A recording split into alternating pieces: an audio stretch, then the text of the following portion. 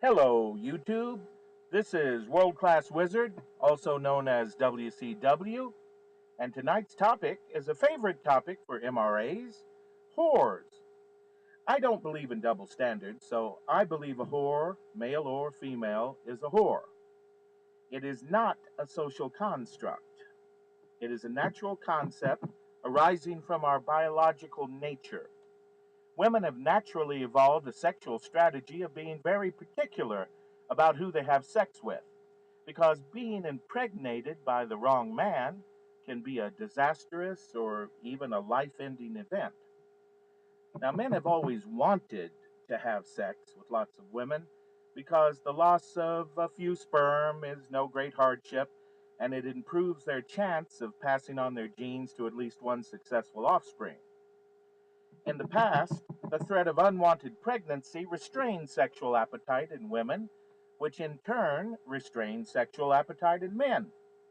Whores, both male and female, were ostracized by their communities for taking such a foolish risk and for posing a disease threat to the community. And I'm not just talking about STDs here. Then along came the condom, the pill, and widely available abortions, which removed this natural constraint on human sexuality. And modern medicine has all but removed concerns about STDs.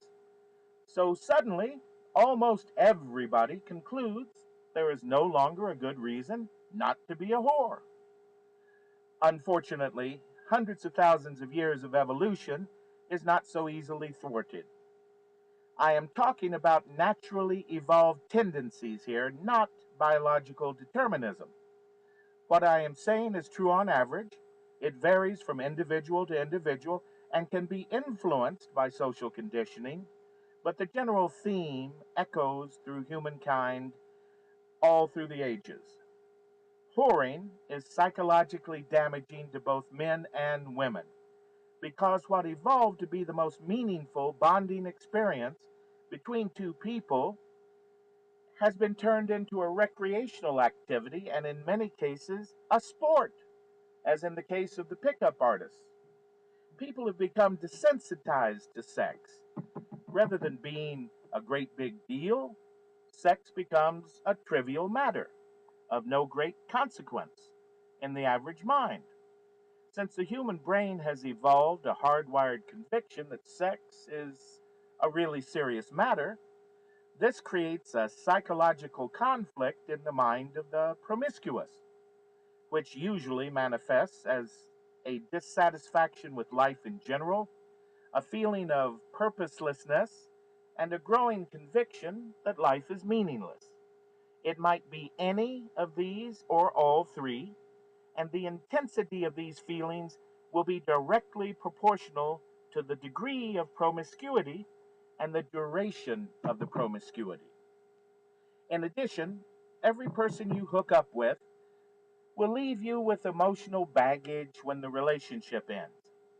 This makes it harder and harder to form a meaningful, good relationship with your next partner. Also, just as women have evolved to be very particular about who they have sex with, men have evolved to admire and desire women who are particular about who they have sex with. Many women today are confused by the fact that it seems very difficult to find a good husband. The reason for this is very simple. Good men want good women, and women who give their most desirable years to whoring asshole men and accumulate a large amount of misandric emotional baggage as a result, well, you simply don't qualify. We don't want you after all the assholes have had you and ruined you. You have the right to be a whore if you choose to, but you have no right to have the wisdom of your choice respected, and you have no right not to be called a whore. You also have no right to escape the inevitable negative consequences of being a whore. Whoring is a naturally evolved concept, and failing to understand this will quite negatively impact your life. It is not a social construct. It is the result of our nature as human beings. Quite apart from any social programming or religious considerations, whoring is bad for boys and girls. It is not liberating. In fact, it is the exact opposite. Sex addiction is slavery, just like all other forms of addiction. Addiction destroys freedom.